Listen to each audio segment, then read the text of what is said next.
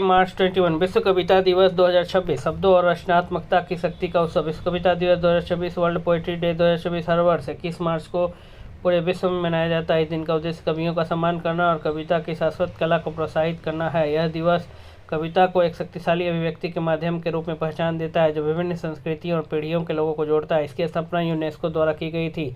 यह दिन कविता पढ़ने, लिखने और साझा करने को बढ़ावा देने के साथ साथ भाषाई विविधता को भी प्रोत्साहित करता है। विश्व कविता दिवस 2026 तिथि और वैश्विक आयोजन। यह दिवस हर वर्ष 21 मार्च को मनाया जाता है। यह दुनिया भर के कविता प्रेमियों, लेखकों और कलाकारों को एक साथ लाता है। यह भाषा की समृद्धि का उत्सव मनाता है और लोगों को काव्य अभिव्यक्ति को अपनाने के लिए प्रेरित करता है।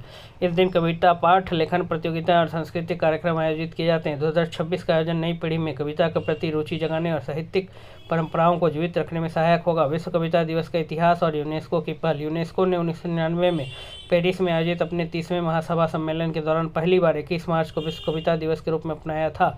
इतिहास भर में प्रचलित कविता में भाषा, अभिव्यक्ति और अर्थ के विभिन्न रूप शामिल होते हैं। यह अक्सर संगीत के साथ होती है और विशेष अवसरों पर इसका पाठ किया जाता है। इसका मुख्य उद्देश्य कविता को सांस्कृतिक और कलात्मक अभिव्यक्ति के रूप में बढ़ावा देना था। इससे पहले कुछ देशों में 15 अक्टूबर को रोमन कवि वर्जिल की जयंती के रूप में कविता दिवस मनाया जाता है। आधुनिक समय में महत्व। यह दिवस लोगों को साझा भावनाओं और विचारों के माध्यम से जोड़ता है। कविता मानव अनुभव, प्रकृति और समाज को प्रभावशाली ढंग से प्रस्तुत करती है। मुख्य महत्व: भाषाई विविधता और लुप्त होती भाषाओं को बढ़ावा, रचनात्मक अभिव्यक्ति और आलोचनात्मक सोच को प्रोत्साहन, सांस्कृतिक आदान प्रदान और संवाद को बढ़ावा, कविता को संगीत और रंगमंच जैसी कला विधाओं से जोड़ना।